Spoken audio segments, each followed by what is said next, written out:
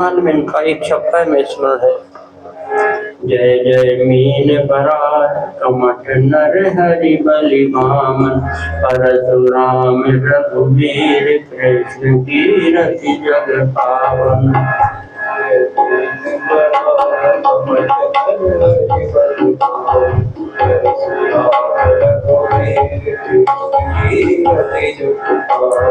बोध कल कियरु व्यास पृथु हरिवंश मंतर यह कर सब है जी वर देन धन्वंतर बद्री पति दत्त कपेल दे संतादिक करुणा करो 24 रूप लीला प्रकाश और पद 24 रूप लीला प्रकाश और पद। पूरी 24 अवतार भगवान की। अगर 24 की संख्या ज्यादा लगती है तो थोड़ा कम में भी काम कर सकता है। 10 अवतारों की चर्चा कर लो। दुई बनचर दुई बारी चर चार विप्र दुई राव तुलसी 10 जस गाय के भव सागर तर जाओ। 24 में से 10 का स्मरण कर लो तो भव सागर से पार हो जाएंगे। इन अवतारों का वर्णन शिशु जी महाराज ने किया और उसके बाद में फिर प्रसंग आता है श्री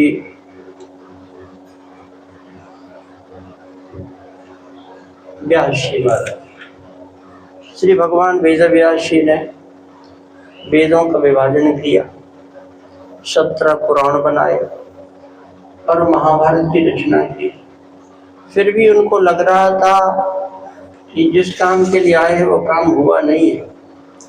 तब तक नारद जी महाराज आ गए और नारद जी महाराज के चरणों में अपनी बात रखी वेद व्यास जी महाराज ने।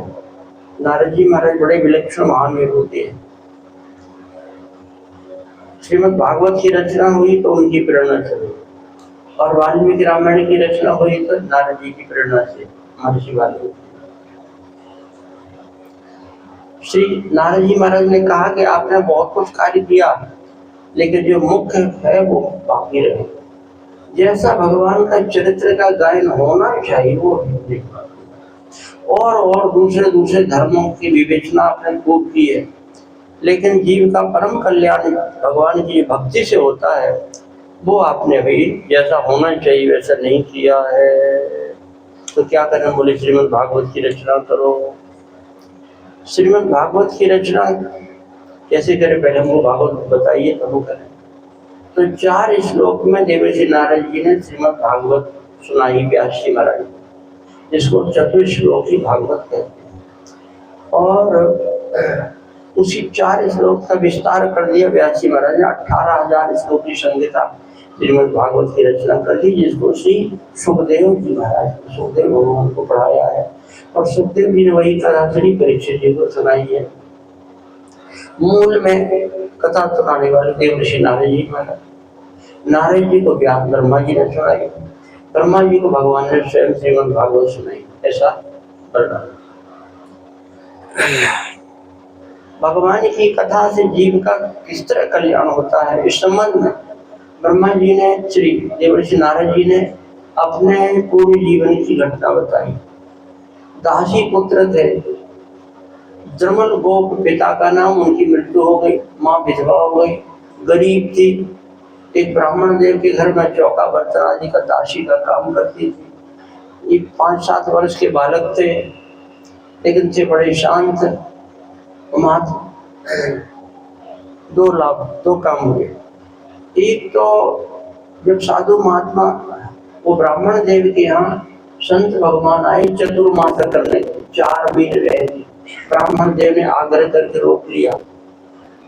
उनके लिए जो भोजन बनता था बढ़िया बढ़िया सामान संतों के भंडारा कराया जाता था, और जब उनको भोजन कराया जाता तो कुछ ना कुछ जूठा तो बच ही रह जाता। तो इनकी महतारी जब बर्तन धोती तो उन बर्तनों में जूठा साधुओं का जो बचता वो लेकर के रख लेती और अपने बच्चे को खिलाती। किसको खिलाती? नारद जी महाराज। और नारद जी महाराज संतों का जूठन खाते खाते ऐसी बुद्धि प्रखर हुई उनकी कि उनका भक्ति के मार्ग में सहज ही प्रवेश हो गया। इस संतों का जूठन बहुत काम करता है। वल्लभाचार्य जी से किसी ने कहा कि सबसे बड़ा कौन है? बोले सबसे बड़े भगवान। क्या भगवान से भी कोई बड़ा? हाँ, भगवान का नाम भगवान से बड़ा। अच्छा, तो क्या नाम से भी कोई बड़ा है? हाँ, नाम से बड़े संत जो नाम की महिमा को जगत में प्रकाशित करते नहीं। कोई जाने क्या नाम की महिमा क्या है? तो ये संत जो है नाम से भी बड़े। क्या इन संतों से भी कोई बड़ा है? हाँ, इनका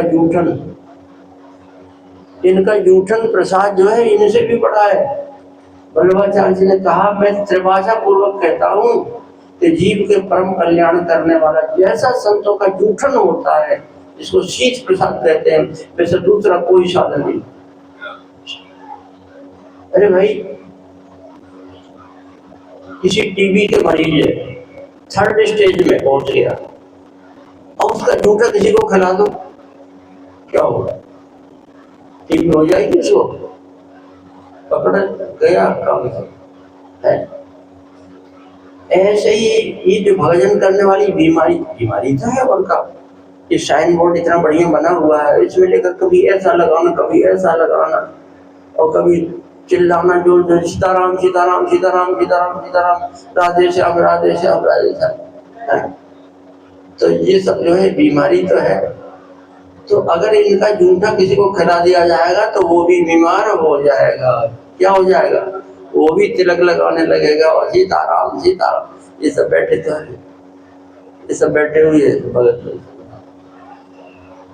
तो एक अयोध्या जी में एक वकील थे, हाई कोर्ट के वकील थे। तो अंजलि नंदन शरण एक संत की दीक्षा ले लिए और संत ने कहा, साधुओं का जूठन खाया करो, अपना भजन कल्याण चाहते हो, भजन करना भगवान का, तो साधुओं का जूठन खाया करो। तो कहाँ मिले जूठन? तो अयोध्या जी में श्री मणिराम दास जी की छावनी में सामान्य स्थिति में भी 250-300 महात्मा बराबर रहते हैं और बड़ा उत्सव होता तो संख्या बढ़ जाती है। तो उन साधुओं का जूठन वो इतना बटोर करके ले आते थे और ला करके घर में रखे और उसको पर लंबा दंडवत करें, प्रणाम करें, परिक्रमा लगावें और फिर उसको खाएं। और उससे उनकी ऐसी बुद्धि प्रखर हुई कि जो उर्दू के जानकार थे, अंग्रेजी के जानकार थे, हाई कोर्ट के वकील थे, उनकी भगवान की भक्ति के मार्ग में प्रवेश हो गया। रामचरितमानस के ऊपर उन्होंने टीका लिखी जो 7 खंड में है। इसे मोटी मोटी 7 खंड है, जिसका नाम है मानस पीयूष, जिसको पढ़ पढ़ करके व्यास लोग कथा कहते हैं। किसका प्रभाव? जूठन, संतों का जूठन। छोड़ना नहीं चाहिए, मिल जाए तो हमको भी दे दीजिएगा। महापुरुष विराज। और एक कथा सुना दे, एक कथा और सुना दे।